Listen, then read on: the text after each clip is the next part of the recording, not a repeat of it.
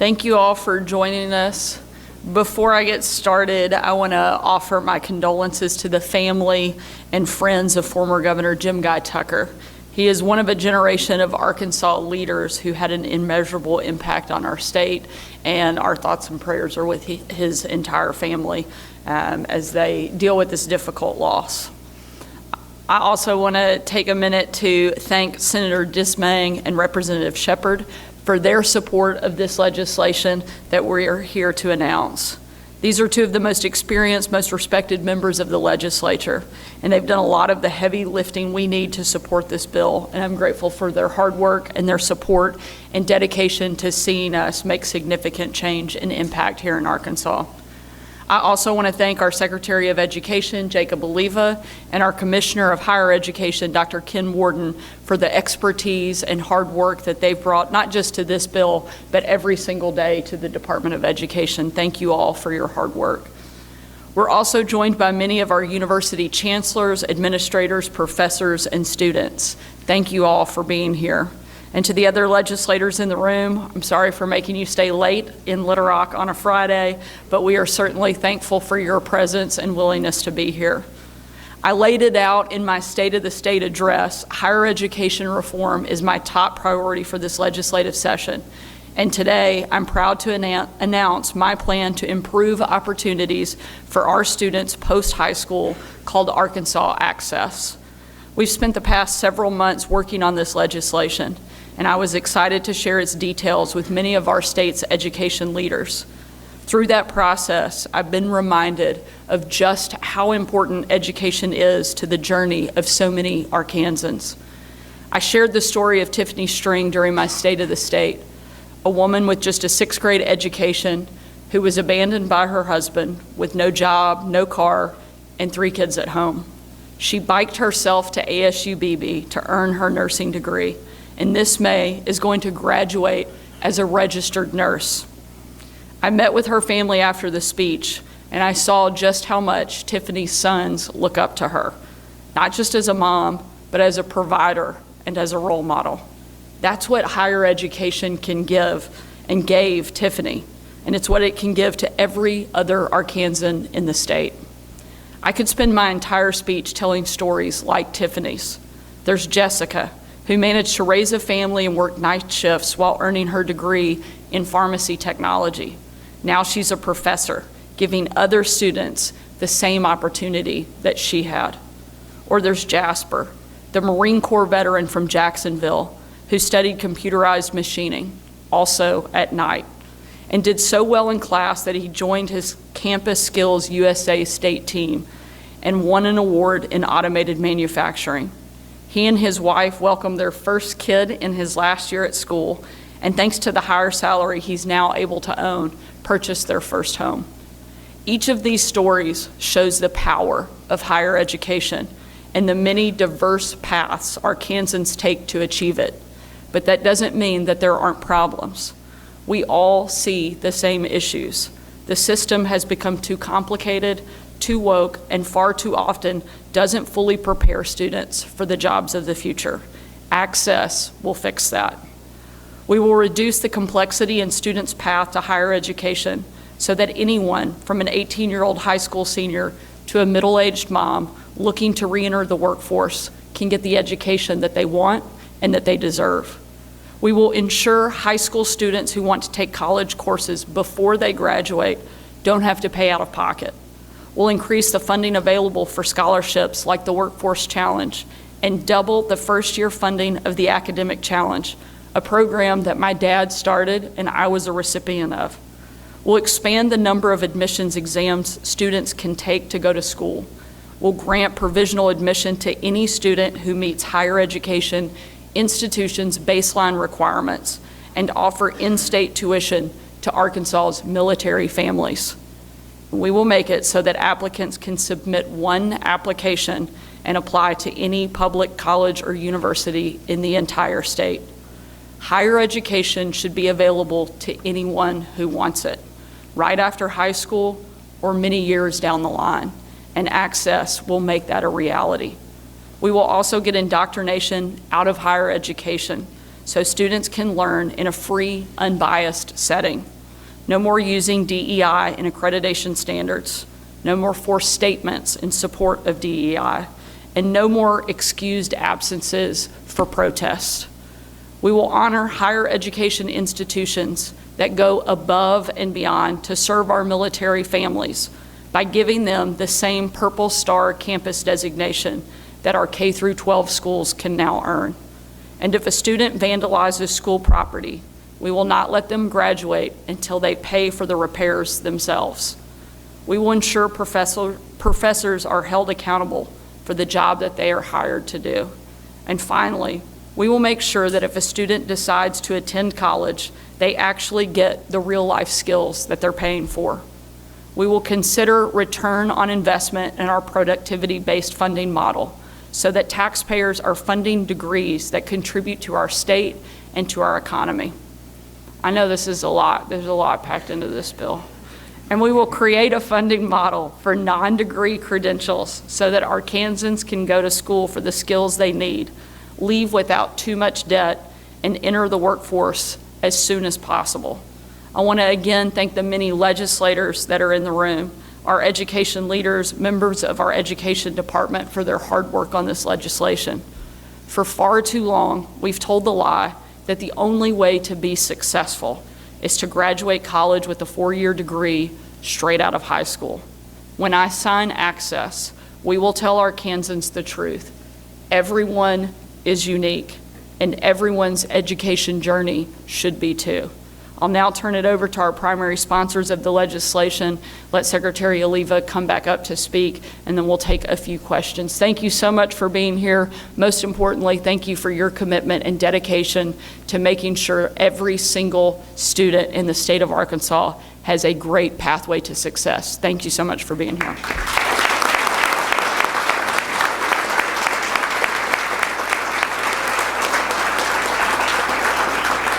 Well, first, that was an incredible job of providing a summary, and I'm thankful I don't have to do that. But I do want to speak to my colleagues because it was something that dawned on me yesterday. I had a meeting with an individual. He was concerned about things happening, not in our community, even in my district, just in his own city. And what he kept coming back to, and what we finally decided was, you know, every roadblock he hit was with really one response: that's the way that we've always done it. Right? And when you get this bill, and we hope to be able to release it on Monday, what you're going to see is time after time after time, the elimination where we have codified in our statutes, this is how we've always done it.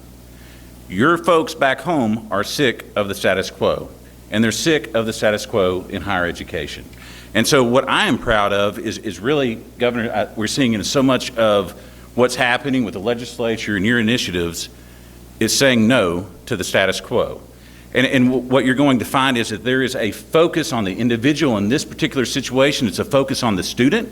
We're going to be looking at increasing the opportunities that they have before them, and then we're going to be maximizing their outcomes and so they can be as successful as they can possibly be. And again, there are so many initiatives that are occurring in this state right now that are going to make us rise to the top. And this is just one more step in that, and I'm proud to be a part of this process.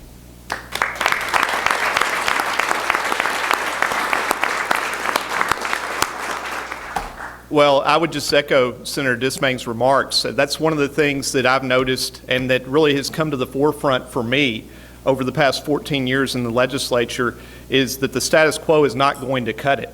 Doing the same thing the same way and expecting a different result is not going to cut it. And I want to thank the governor for her leadership, first with the LEARNS Act and with many other pieces of legislation, but then with what the vision that she has cast with Access.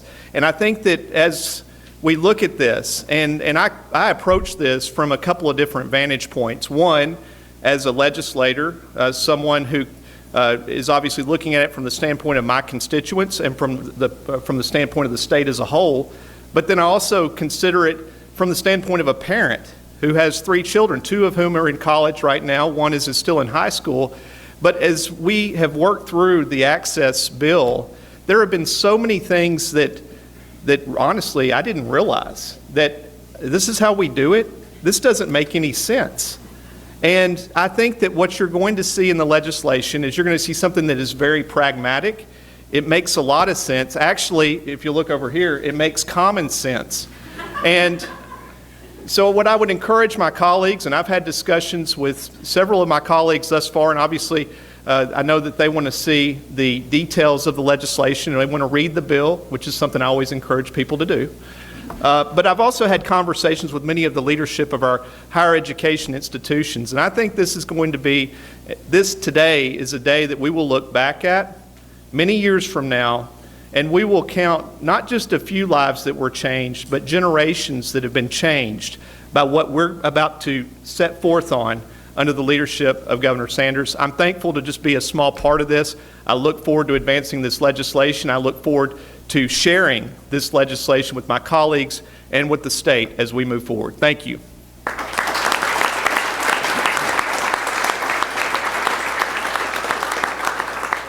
Good morning. Happy Valentine's Day. Thank you, Representative Shepard, Senator Dismain, Governor Sanders, for the opportunity to be here and discuss something that I know is really exciting about laying the foundation for the future work on how we're going to build aligned systems. When we were here about 2 years ago, and Governor Sanders said we need to make sure we prioritize education, make sure that there's a path for every student, understand that a one-size-fits-all approach doesn't work for all of our students and families, we introduced the Arkansas Learns Bill that we started having a conversation on how this is building a system of alignment from cradle to career. And oftentimes I get asked questions when I'm working in districts, meeting with stakeholders, and people ask me, why do we continually get the educational outcomes when we're investing so heavily in our students? Why aren't we seeing those great results? And I keep oftentimes saying, it's not that we don't have hardworking teachers, it's not that we don't have schools that are going above and beyond, great elected officials, great administrators, but if the system's not aligned and the system's broken, it's hard to be successful. So what we did in Arkansas Learns in building out that system is making sure that everything was seamless. And there's a saying that says, bad systems beat good people every single time. While we were going around implementing Learns, we were meeting with superintendents, meeting with college presidents, technical centers, university system folks, and we were asking them questions about how come we're not getting these students transition? What is a barrier in the system? And we started for about the last year and a half putting pen to paper and saying, these are barriers stopping students from achieving what we call the 3 E's when they leave high school. Are they ready to be enlisted, employed, or enrolled? All of those obstacles and barriers need to be removed so the system is seamless and we can make that transition be successful. I'm excited about the work that's going into this bill because it is common sense and it is focusing on acceleration. Folks, we've got talented students that need a system that allows them to thrive, and we're going to build that. And this is what's so exciting, is because Arkansas is going to continue to excel. So thank you for being here and part of this announcement, and we're really excited to engage in this next step of our journey.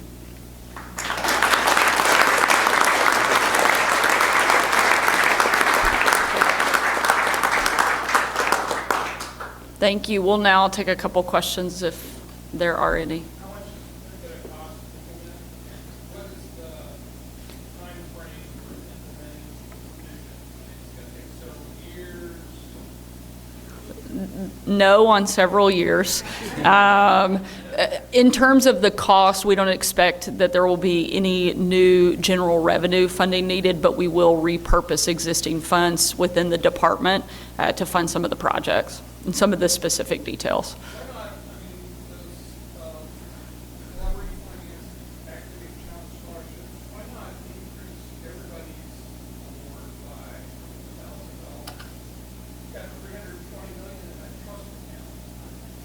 We feel like this is one of the best places that we can really invest in students and help them where they need it most. And so there are several other pieces that deal specifically with scholarships and enhancing and removing some of the barriers.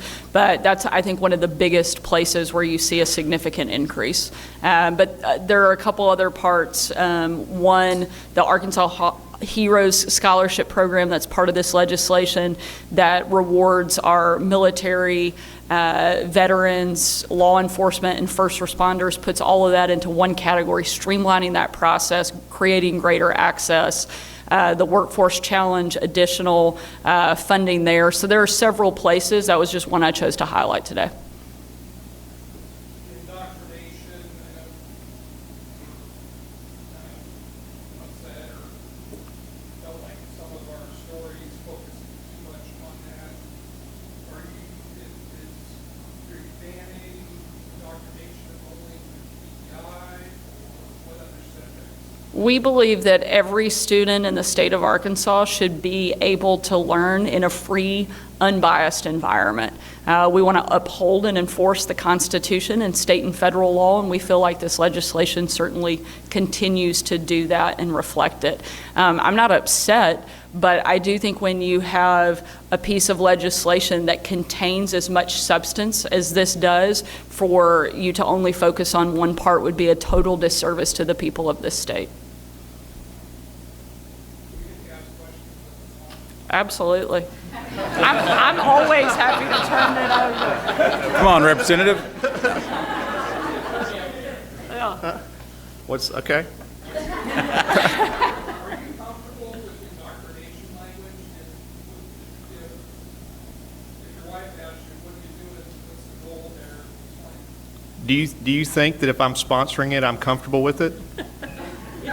I mean, have I ever put my name on a piece of legislation that I didn't believe in? And I do believe in this. I've spent a lot of time on this, and I take it very seriously. To your point, you mentioned that my wife is a teacher. She's a public school teacher. And so I have a high degree of respect for our teachers, both in K through 12 and in higher education. But I think we all understand that there's a difference between teaching and making sure that individuals understand the subject matter. And as a history and political science major from Ouachita Baptist University, I understand how it is to have debate and be able to discuss issues. But there's a difference between that and compelling individuals to affirm certain ideas that may be discriminatory in nature. And so I'm comfortable with that. I've spent a lot of time on that. I want to thank the governor and the department, quite frankly, for their willingness to really get into the details. That this is not about just running something so we can say that we checked the box.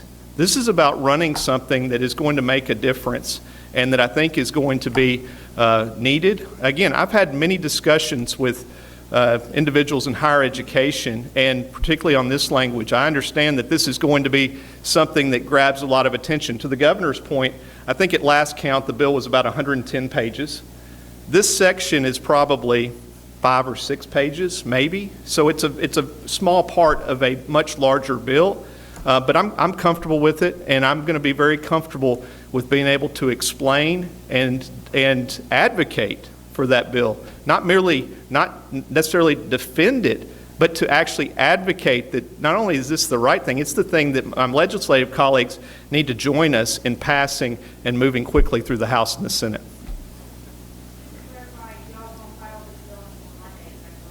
Correct. That's correct. Is there a reason why? Or you want the story? We'll take 5 or 6 if you want. It's just part of the drafting process. I mean, we have 135 members of the House and the Senate. The Bureau, we have a limited number of bill drafters, and so we are working through that process and continuing to look at the legislation and the language, because we want to do the best we can to put forward something that is the best possible bill that we can have when we file it on Monday. I don't think that's addressed here, but what it does address is the student. And I think as long as that student is successful, these university systems or career tech, whatever it may be, that are providing a needed service to those students, they will be successful. And so in a sense, I think that'll answer itself as we move through. But this does nothing to address the number of schools that we have. And you asked a question about the lottery scholarship and should we do more? I think at a minimum we have to do more with the 1,000. I think there's a bigger conversation that has to happen. There was a constitutional amendment passed that deals with technical schools, and we're not sure what that amount will be because it is still kind of in flux with what members are looking to maybe propose or not propose. But at its basic, I think we did a disservice when we set that amount at $1,000 for a first-year student. And the reason why, it is just not enough of an incentive to get someone to pull the trigger to make that commitment to go on to the next step coming out of high school. So again, I think this is what we can do now. I agree with you. We have let the fund grow too large, and we will continue to revisit that year after year and making sure that we're maximizing the dollars that are going to the students. How many co-sponsors do you guys have? Co-sponsors? I haven't counted because we haven't asked for any yet because we respect our colleagues. Well, we've got one that's raising his hand here. Our focus has been on the language of the legislation. I made the comment the other day that sometimes I believe we'll have many co-sponsors if that's the route we go. Sometimes you run bills and you run it with just a lead sponsor on each end. I anticipate that we will file it and then likely we'll amend on co-sponsors. Our focus has not been on trying to have a scavenger hunt to see how many signatures we can get on the bill at the outset. Our focus has been on drafting the language, and then we respect our colleagues enough to let them read the bill, and then they can make the determination as to whether they want to go ahead and put their name on it. I expect that we will have many that will want to sign on. I've already heard from many, even just based on the broad concepts we've discussed, but we believe we'll have very strong support.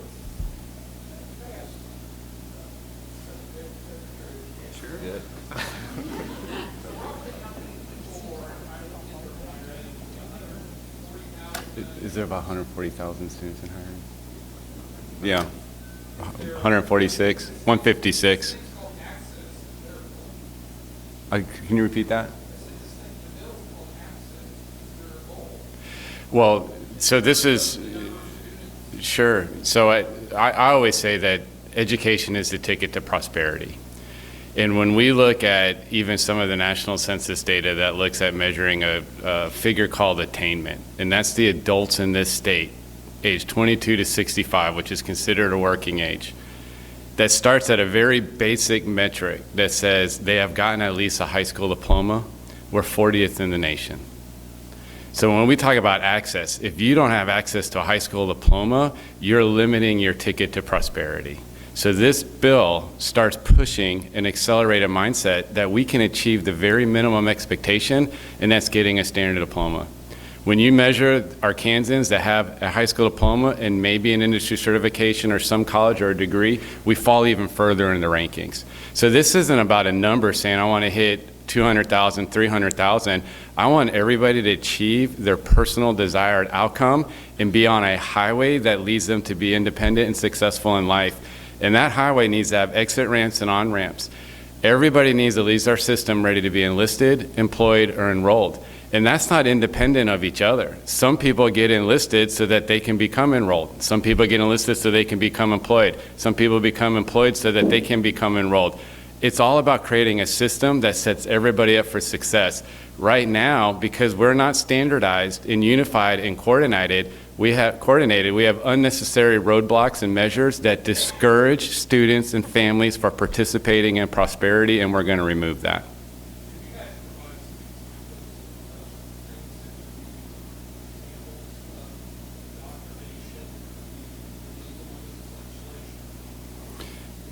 You want me to?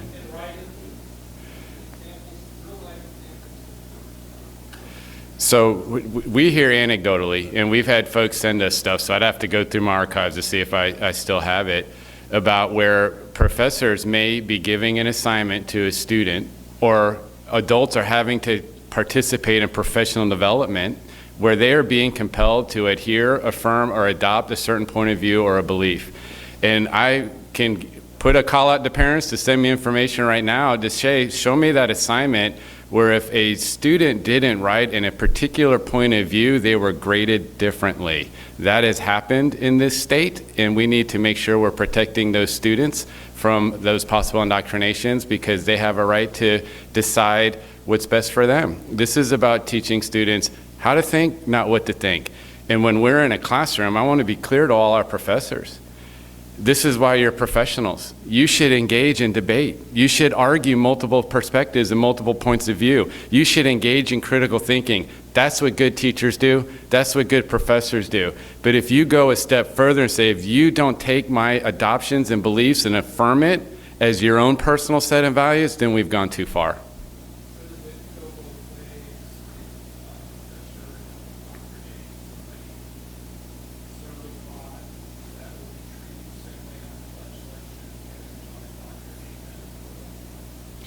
I'm having a hard time hearing.